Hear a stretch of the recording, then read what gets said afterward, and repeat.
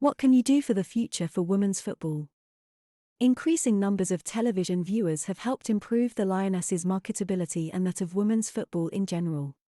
With record numbers recently of over 91,000 fans attending a women's football match at Barcelona's stadium.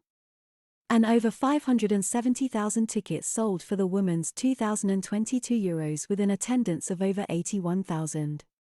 Not forgetting the record 17.5 million peak TV audience for the women's 2022 Euros. And the 9 million who watched England's dramatic quarter-final win over Spain on TV and streaming was a UK record for women's football. Clearly, huge media coverage and ticket sales provides a vital springboard for women's football. According to reports, Euro 2022 marked the first time that sponsorship was offered just for the women's tournament, rather than deals being bundled with the men's tournament as in the past. Brands like Visa, Heineken, Lego, and Pepsi has helped increase organizer UEFA's revenue stream from £25 million to £33 million per year. PepsiCo is making a long-term commitment to women's football by sponsoring the UEFA Women's Euro as part of a 5-year partnership with UEFA. PepsiCo will be encouraging the nation to show the same level of support for the women's game as with the men's national team, with the launch of a heavyweight marketing campaign across digital and social media. However, to say a step-by-step approach to speed up the development and uptake of the women's game is wrong. From a strategic perspective, a number of the key elements need to happen in conjunction to achieve maximum velocity. Women's football should never be considered as a CSR target. The fact is, women's football now represents a powerful purpose-led sponsorship platform that generates a return on investment for a brand. So the question is, what can you do for the future for women's football? Having one aspect working without connected thinking and a strategic action plan in place will see any gains in one element fade away. For optimization and development of the women's game, every aspect must be working and connected in unison. The elements for success. 1. Exposure is key. 2. Stars and role models and commercial investment. 3. The women's grassroots game. Exposure is key.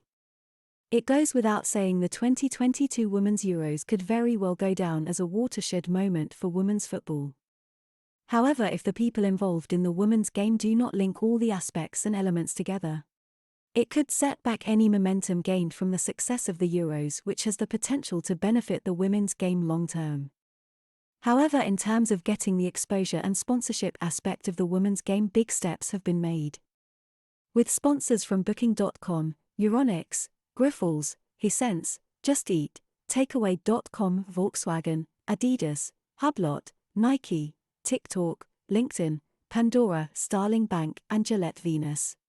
The production values and all the build to the 2022 Women's Euros has been outstanding, which can only have a positive effect on any aspiring young lady. Stars and role models and commercial investment. Has the success of the Lionesses set up the perfect shop window for brands looking for potential for sponsorship in their marketing campaigns? Without question, the Lionesses are becoming household names. Their marketing value will rocket over the coming months, and will only get stronger as we head into the FIFA Women's World Cup 2023, which will be the biggest and best FIFA Women's World Cup to date, with 32 nations taking part. As the women's game has evolved in recent years, more commercial opportunities for the stars of the women's game has been generated, which in turn fuels interest in the women's game. More interviews, more branded campaigns and sponsorship. But the question is, can the women's game prove to be a more attractive proposition than men's game? Mind the gap. The Lionesses have been reported to be set for a £55,000 bonus per player for winning the tournament. That £1.3 million handout to the squad would be much lower than the bonus of £5 million that England's men had been reported to have received if they had won last summer's Euro. Again, this highlights the fact that the women's game still has some work to do to compete at the levels of the man's game. To capitalize on this competition's legacy in terms of commercial investment, part of the strategy must be to guarantee that audiences are translated to local competitions in the WSL and UEFA Women's Champions League. To foster sustainable development in fan numbers will be a critical mission point for the powers that be in the women's game. Investment is key. Barclays have been the main sponsor of the Women's Super League since it became professional in 2018. They have now renewed that deal until 2025, doubling that amount to $30 million over the next 3 years. The possibilities are endless for a commercial partner being associated with a sports asset like women's football. It gives them the opportunity to engage at all levels. Brands will look at Barclays and they'll look at the position of the women's game and they'll see the scale of the opportunity. Is football profitable? Clearly, in many cases, football clubs in the man's game have shown that football at club level as a business model is very challenging.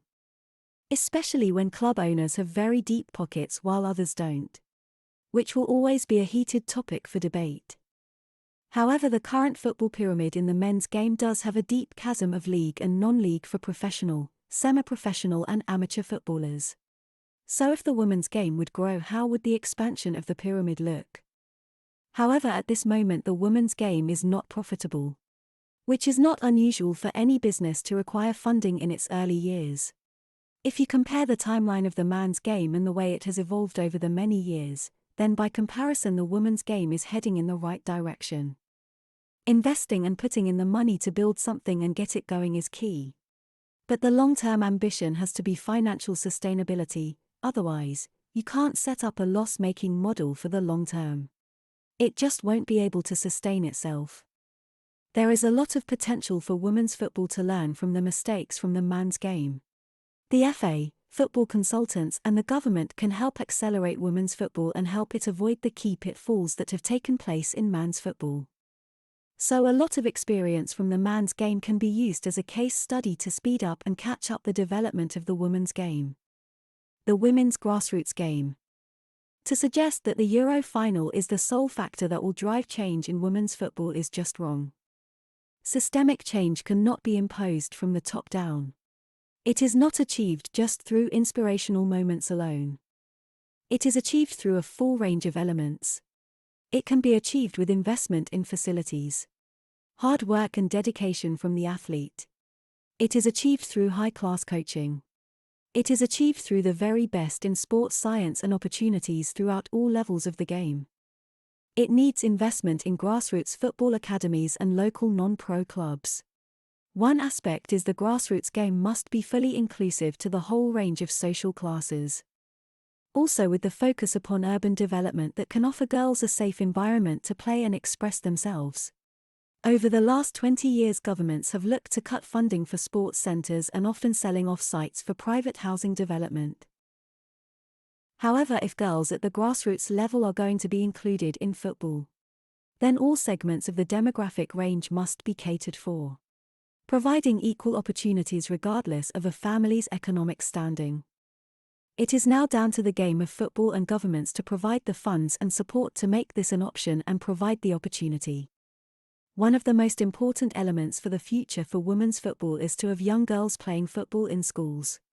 This is so important for the overall development of the sport for young girls as it lays the foundations for their development as they grow.